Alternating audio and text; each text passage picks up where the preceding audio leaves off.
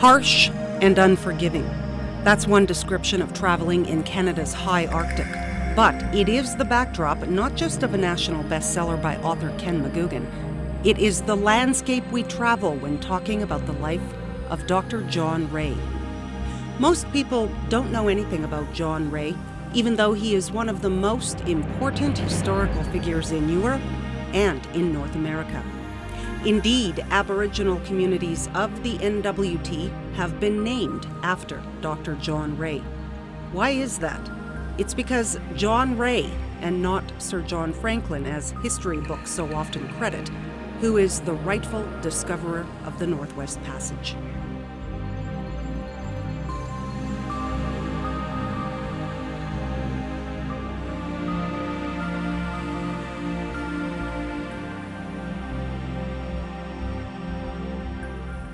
The fascinating tale of John Ray's life and why he was essentially forgotten by history is detailed in this book. It's called Fatal Passage, written by Canadian author Ken McGoogan. And Ken joins us now. He's in the north. Thanks for coming in. What brings you to northern Canada?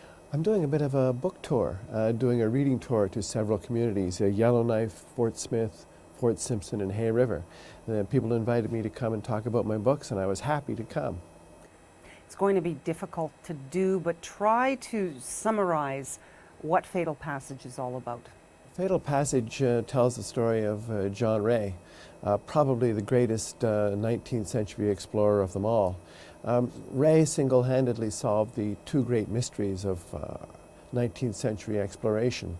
Number one, he discovered the fate of the Franklin expedition, and number two, he discovered the final link in the Northwest Passage. But by virtue of Jane Lady Franklin, the widow of Sir John Franklin, Ray was defrauded of the credit that should have accrued to him for these accomplishments. So a terrible injustice was done to him, and I feel that what I tried to do in Fatal Passage was right that, set the record straight. So Ray brought up the issue of cannibalism. Why was it so difficult for people of that time to accept that that might have happened in the high Arctic? Well, that was the problem. You see, Franklin sailed into the Arctic in 1845, and they thought he was going to emerge on the west coast trailing clouds of glory, but they got stuck in the ice, Franklin and his two ships and all the men on it, and they were trapped there, and the final survivors resorted to cannibalism. Well, to Victorian England, this was almost inconceivable that the flower of the British Navy could be reduced to eating each other, and they found that utterly abhorrent and totally unacceptable. So that it was as a result of that Jane Franklin in particular, who was bent on creating an image of her husband John Franklin as a great Arctic hero, she in particular orchestrated a campaign, not only to find Franklin, she'd been doing that, but then to undermine John Ray, because he brought back the truth. He said, look, here is the story, there was cannibalism in the end. So he was basically a man of the North, and he knew, well, these kinds of things happen under these extreme circumstances, but the society to which he returned, they were just flabbergasted and found it unacceptable. And then they blamed the Inuit. Tell me what you found out about that. They did, as a matter of fact, ready to blame anyone. You see, what happened was Lady Franklin, extremely powerful woman, she was able to summon the most influential writer of the age, Charles Dickens, and say, Charles, basically, this man Ray, he's telling all these horrible stories about what happened to the expedition. Can you do something? Charles said, yes, I can do something. And he was publishing a magazine called Household Words every couple of weeks. And in that he wrote two great long screeds vilifying John Ray and explaining, well, look, it may have been the Inuit that did this. Probably they, found Franklin and his men, blah, blah, blah, blah, blah. Because they could not accept that this had happened in and of itself by virtue of the circumstances. That's one thing about Fatal Passage is there's a lot of respect paid to the life of northern people, the Inuit, as well as Aboriginal people in general. Why was it important for you to include that? Well, I found that to be absolutely one of the most sympathetic aspects of his character. I've written 3 books about explorers now who have that aspect to them. One about John Ray, one about Samuel Hearne, and my new one coming this fall called Race to the Polar Sea about Elijah Kent Kane. And every one of them was willing in some way and anxious and able to learn from the native peoples. And it was that aspect that enabled them to succeed in their particular adventures or obsessions or pursuits where other explorers failed, because they did not respect the fact that, look, the Aboriginal peoples have been living here for centuries. Presumably they know something about how to do it. And if you're going to come here and try and survive for an extended period of time, maybe you should try and find out what they know. John Ray knew enough to do that, Samuel Hearne knew enough to do that, and Elijah Kane knew enough to do that. Others did not. Yes, but you went even further than that. You actually made a trek out on the land to put up a plaque commemorating the life of Dr. John Ray and the discovery. Why did you do that? Yeah, well, I felt quite strongly, and still do, as a matter of fact, that Ray had been defrauded by history. And I felt, look, I think that should be marked at the spot. So I did get together with a couple of friends, Cameron Trelevin, an antiquarian in Calgary, and Louis Kamukak, an Inuit based in Johaven. And we made a plaque, and Cameron and I flew into Johaven, and then with Louis we got into this little boat and went across Ray Strait, and then trekked northward to the spot, you know, judging from GPS, where John Ray, you know, looked out over the ice and saw, yes, this is the final link in the passage. Because, you know, during the 1840s, 1850s, there was so much more ice that it was almost everywhere perennially closed. There were areas of, that's why Franklin discovered no passage. Where he ended up in the ice, there was no way out. But Ray showed where you could go. And when Amundsen sailed through there, 1904, 1906, he sailed through Ray Strait. He named Ray Strait, as a matter of fact. That if you're a northerner and you read Fatal Passage or any of the books that you've written, I suppose, you're really proud of the place you're from. Was that part of what you wanted to do? I couldn't agree more. Actually, it's interesting to me. I get a tremendous, I get a tremendous rush, you know, talking to people here in the North, because in a way they get what I'm doing. I know I found that last time I was in Yellowknife, certain individuals who were here immediately understood that I'm basically trying to remake history to reflect more, well, a different vision of history, if you will. Almost every generation has to look again at it, I think. And the history that we've been passed down, certainly that I, you know, acquired as a youth. You know, John Franklin discovered the Northwest Passage. Well, that's nonsense. So I'm trying to show, well, here's what really happened, at least this is the way I see it. And to me, it's a very exciting prospect. If you would like to find out more, you can visit Ken McGoogan's website.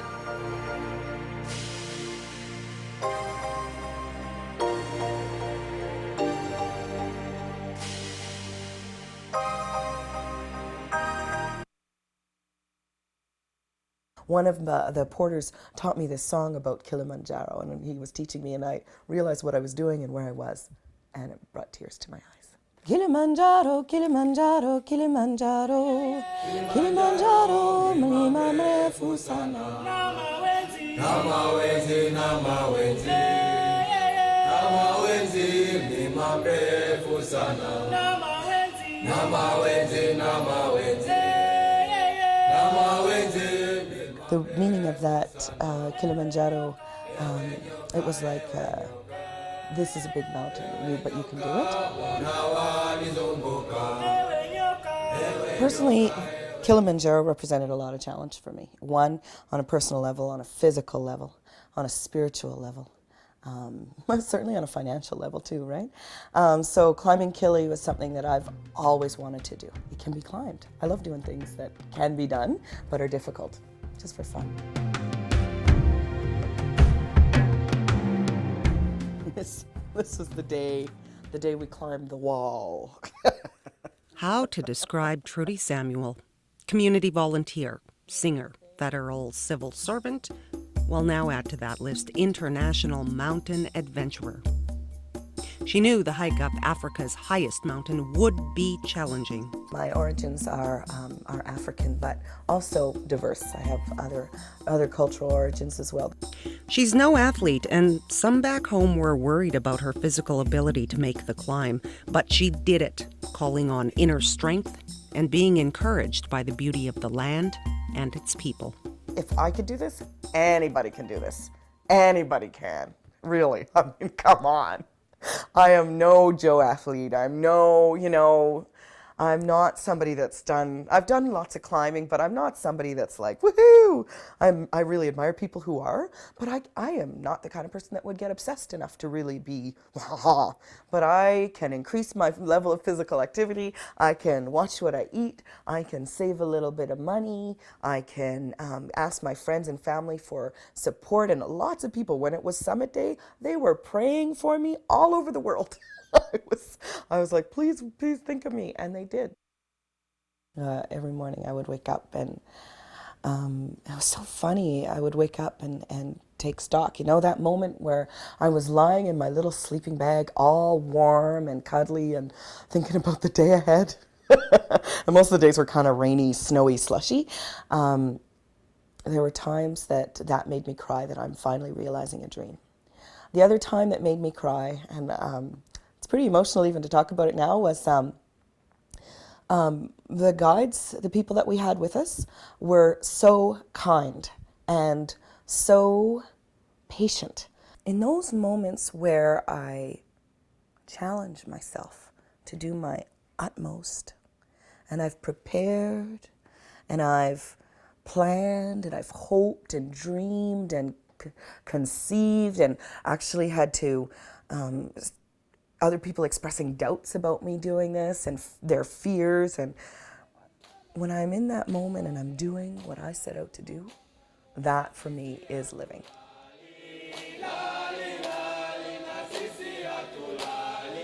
I wish there was a way to help encourage people to go after their dreams more, because it's the risk of not trying is greater than the risk of failing. Yeah.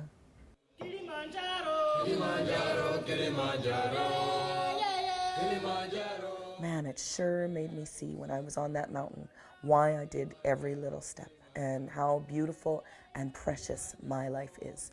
Since I came back, I realized that I want to live till I'm 80, maybe 85, and I want to be climbing till I'm 70, 75. I want to do more things that I've always wanted to do.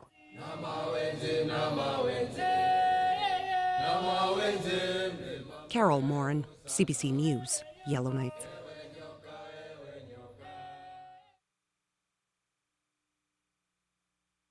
The Yellowknife weather forecast for Monday evening. Mainly cloudy conditions tonight, low of -21.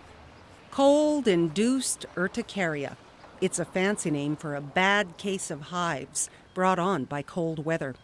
There aren't any hard numbers on how many people in the north suffer from this condition, but Cheryl Thomas knows for sure that she is one of them. It was very strange to all of a sudden start having these big red hives or welts every time my skin gets cold. It's very itchy. It's almost when they start coming up, it's like your skin's crawling, it's like, oh, here we go again. They're coming. And considering that Cheryl lives in the coldest region of the country, suffering from cold weather hives is a problem. So, how does she cope? Other than dressing warmly and covering up, I don't really do anything for it. I've taken Benadryl once or twice if it's really bad. I don't really let it restrict my movements outdoors at all. I just, I know that it's going to happen if I don't dress warmly. We've just met Cheryl Thomas of Yellowknife, who deals with a winter skin condition. However, she says she prefers not to take an antihistamine every time there's a case of cold-induced hives. So is there an alternative? Well, to talk about that, we're now joined by the NWT's visiting dermatologist, Dr. Jaggi Rao. He visits via telehealth all the time and comes to Yellowknife once in a while. Today he's in our Edmonton studio. Thanks for joining us, Dr. Rao. Thank you very much, Carol. Our last guest said she doesn't like to take drugs to deal with the case of hives. Is there anything else that she can do?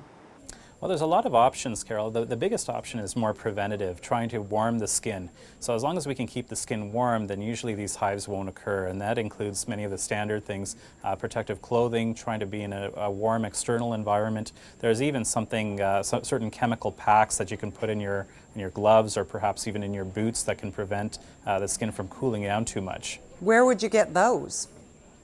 Usually you can pick them up, at least here in Edmonton, in your local 7-Eleven or convenience store. And there's several brand names. One of the popular ones is called Hot Shots, and you simply shake it and there's an exothermic reaction that warms up the skin. It's actually quite useful for these kind of conditions. Dr. Rao, how common are cold-induced hives? Well, the true cold-induced hives aren't really that common, believe it or not. Probably about 1 to 3% of the population.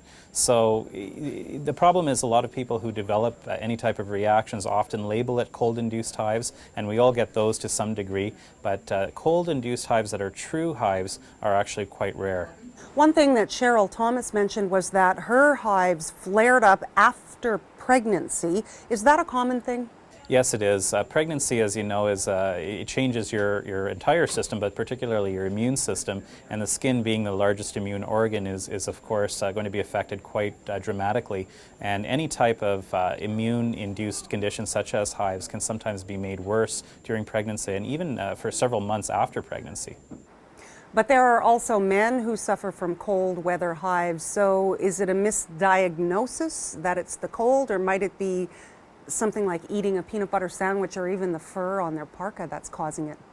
Right. Well, not directly. I mean, we know that people who have cold-induced urticaria or cold weather hives also have the tendency towards developing hives of other type or other causes. So often these people will have allergies to various internal and external agents. They have physical urticaria, so sometimes even intense sunlight can cause hives to appear. Often if they're within a shower, just the force of the water hitting their skin can cause hives. And like you said, even clothing or internal ingestion, such as peanut butter, can cause it as well. Another winter skin concern is eczema. Why is that? Right. Now, eczema is a very common condition. I would say everybody has eczema to some degree. Eczema is a condition whereby your skin is quite dry. So normally the outer layer of our skin protects our skin in many ways, and also reduces our water loss. For people who have eczema, your water loss is a lot greater. So the ability to retain water is compromised. The reason it's worse in winter is because of the arid environment that the winter creates. Whenever the temperature is low, the ambient humidity is also low, and water, rather than retaining in our skin, tends to evaporate a little bit quicker. That gives rise to an eczema to those who are prone to it. So would setting up something like a humidifier or even drinking more water help? Yeah, that's a very common question. Drinking water, as it turns out, doesn't help at all. It does help in other ways to keep your internal organs nicely replenished, but not so much for the outer layer of the skin. We're talking about external water. So definitely humidifiers would help. Moisturizing definitely will help. I gave a good hydration protocol to all my patients where I recommend bathing instead of taking showers. That saturates the skin with a lot of water, and then applying moisturizers immediately afterwards. We're talking 3 to 5 minutes after stepping out of a bath. It's a good idea to put a good moisturizer on, something like Vaseline or Glaxol base. Really, it doesn't matter what type you do as long as you put a moisturizer to lock in the water, to retain it. You sent us some photos and some of them looked like they were extreme cases. What happens if eczema is left untreated?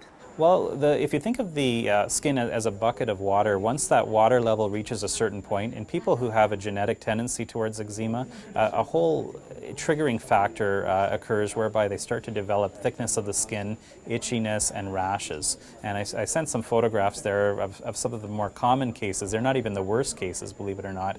Usually in children we see it more frequently, but certainly in adults as well. And it can be very, very bad. And it leads to a cycle where they become allergic to a lot of things things that they normally wouldn't be allergic to. Finally then, if a person does suffer from some sort of winter skin condition, what's your advice? Well, one thing is that everybody should hydrate their skin properly, and as we mentioned, it's not drinking water, it's more external water. Humidification, baths, moisturization, that's the first step, and believe it or not, about 90% of conditions can be controlled using just a good hydration protocol. But if that isn't controlling your skin, then I think you should see your physician. There's about 20 different conditions that can occur more commonly in the cold. Cold-induced urticaria or cold weather hives is just one of them. There's a lot of treatments that can work quite well for that. It's been a pleasure, Dr. Jaggi Rao. Thanks for your time. Thanks very much, Carol.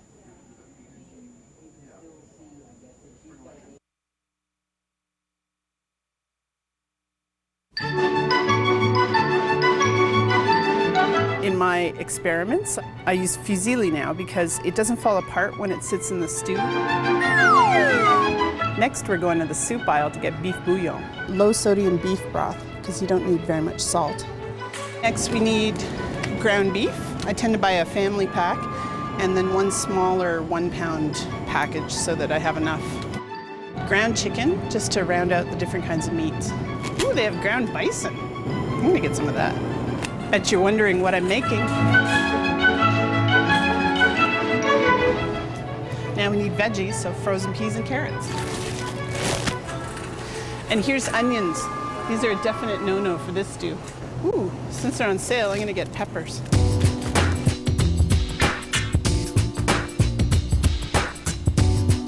I was just getting down. And now we need spinach to round out the vitamins and minerals. Parsley is always a good addition. It helps with bad breath. Oh, I like garlic, but I'm not gonna put it in this time. It'll give them gas. You might be wondering what Janet's planning to cook. Well, dinner for her best friends. What are you doing? I am making dinner for my dogs. You're cooking for your dogs. You make your own dog food. I do make my own dog food. Why? About 3 years ago, Winnie was super overweight, about 25 pounds more than she is now, and was having allergy problems and that sort of thing. And I had met a woman who was making her own. She sort of taught me how to do it, and I did a lot of internet research and found, hey, this might be a good alternative, and it's worked out great. All right, well, show me what you do first. Actually, I make sure that the meat is all cooked before I add anything else. It's ground chicken, and I tend to put in a couple different kinds of meat, whether it could be veal, ground veal or ground lamb. I tend to use chicken, and sometimes they have bison, which they did today at the co-op, so that's what I bought. Rue has a little bit of a problem with meats outside of the regular ground beef and chicken, so I'm sympathetic to that. He can kind of get sick, so that having different kinds of protein in there is a good idea. I never would have thought of a dog eating a pepper. What, did you get a recipe? Like, how did you find out how to make dog food? It was trial and error. There's some things that they just won't eat, and then there's some things that are toxic to dogs. So there's onions, they can't have onions. They really shouldn't have anything from the onion family, so that includes garlic. Well, tell me a little more. You mentioned Winnie. She's older. What kind of dog is she, and what was her problem? Winnie's 11 years old. She's a pit bull terrier that I adopted from the pound in Calgary when I lived there for about a year. The pit bull terriers only have one coat. She's definitely not a northern dog. And because it's so dry here in the winter and she doesn't get to go outside so much, like she's not out every day because she just can't handle the cold. Her feet aren't made for it, her skin isn't.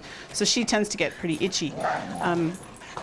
And so she had skin problems when you changed her diet? She had skin problems. She used to have big missing patches of hair on her back and her bum, and she'd scratch so hard she'd cut her eye and her ears. Oh, it was just awful. It wasn't just her skin that was the problem too. She was obese and having trouble. She had no energy. She was really fat. She was about 69.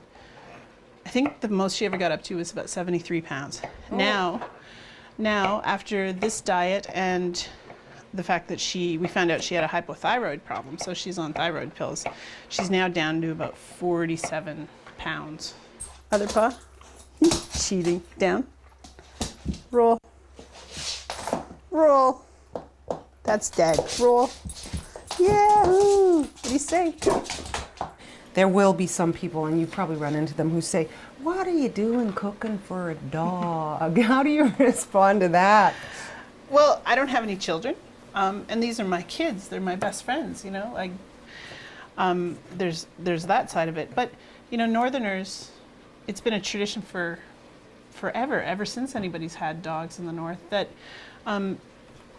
you go fishing for them, you hunt caribou, and they get the food from that. Like it's not an abnormal thing for people to be making food for their pets. I have no idea what's in commercial dog food,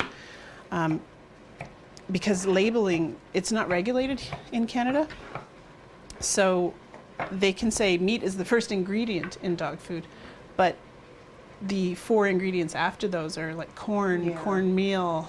But people will say, yeah, but it must cost a lot to cook for your dog. What do you tell somebody who says something like that? It does cost a lot. I spend, well, today's purchase, I don't usually buy a lot of fresh vegetables. I usually tend to use the frozen just to keep the cost down. But I had to buy fresh today because, like any northern grocery store, we were missing some stuff. So it cost about $70, and that will last me for 10 days. And so yeah, it is more expensive that way every 2 weeks, but it saves me a lot in vet bills. I haven't had to be going to the vet every 2 weeks because she's got another flare up and she needs more cream and she needs another shot and da da da da da. I wouldn't know where to start with making dog food. You mentioned the internet. What other advice would you have for getting started? Because you don't even know really which ingredients to buy to make dog food.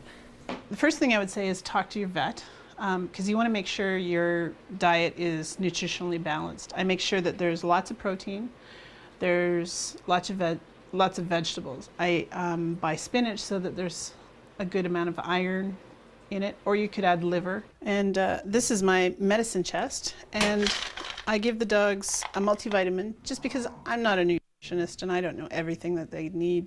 And then I add a carb, which makes sure that their energy level stays up throughout the day. So I add pasta. Next I add beef broth. It actually, I think it's to make it more palatable for the dogs. They're not big fans of vegetables normally, and this gets soaked into the vegetables and makes them eat it more and gives them a little bit more liquid. It looks like a soup. It does. And then I add boiling water.